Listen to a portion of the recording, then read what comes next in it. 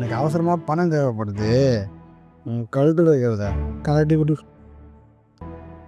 ஏய், நான் இந்த கவரிங் செயினை கேட்கல, இந்த தாலி செயினை ஏய், என்னடி தாலியில் தங்கம் இல்லாமல் மஞ்சளை கட்டி வச்சிருக்க? எங்க இருக்கு என்னோட தங்கம்? காதன செவுடா, உன்கிட்ட தான் கேட்டுட்டு இருக்க. சாரி யோ, இந்த தாலியில உள்ள தங்கத்தினாலதான் நீ உயிரோடவே இருக்க. நீ பட்டிக்கு காசு வாங்கி சூதாடியே தொலைச்சல்ல, அத கடன் கொடுத்தவன் உன்னை உயிரோடவே விட மாட்டேன்னு என்கிட்டே வந்து சொன்னாயா. எனக்கு என்ன பண்றதுன்னே தெரியாம இந்த தாலியில உள்ள தங்கத்தை வச்சுதாயா உன் உயிரவே காப்பாத்திருக்கேன். அந்த பொட்ட பையன் ஆம்பளை நான் இல்லாத நேரமா பார்த்து பொட்டிச்சு உன்கிட்டே வந்து தங்கத்தை வாங்கிட்டு போயிருக்கானா? கவனா. ஏய், எனக்கு ஒரு சந்தேகம். அவன் கழுத்துல இருக்க தங்கத்தை மட்டும் கேட்டானா இல்ல உன்னையவே கேட்டானா? நீ எல்லாம் ஒரு புருஷனா? ஒரு பொண்டாட்டிகிட்ட போய் இப்படிதான் பேசுவியா? வாய் கூசல. வாய் கூசலையா?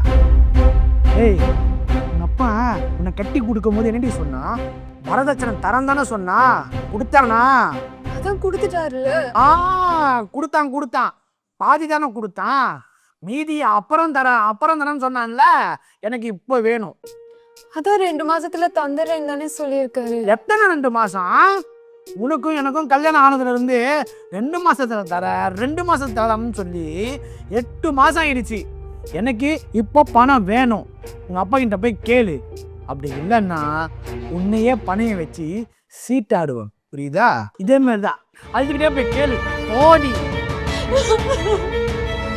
ஏமா என்ன ஏன் அழுவுற? புருஷனை முடிச்சுட்டு அடிக்கிறாருப்பா. அம்மா, ஆம்பளைங்கன்னா அப்படிதாம்மா இருப்பாங்க.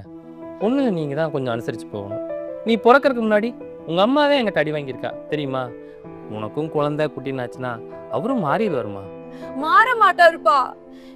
அவரு நீங்க கொடுக்க வேண்டிய மீதி வரதட்சணை காசை திருப்பி கொடுக்கலனா சூதாட்டத்துல என்னைய பணை வச்சு ஆடிடுவேன்னு சொல்றாருப்பா. கோவத்தில் அப்படிதாம்மா சொல்லுவாங்க. அதுக்காக அப்படியெல்லாம் பண்ண மாட்டாங்க. நான் மாப்பிள்ளைகிட்ட பேசிக்கிறேன். பேசி என்னப்பா பிரயோஜனம்? அவர் கூட நான் வாழ்றதும் ஒண்ணுதான், சாகுறதும் ஒண்ணுதான். அறுத்து விட்டுருங்கப்பா. இங்க பார், நீ சாகிறதா இருந்தாலும் அவன் பொண்டாட்டியா சாகிறது தான் நம்ம குடும்பத்துக்கு கௌரவம்.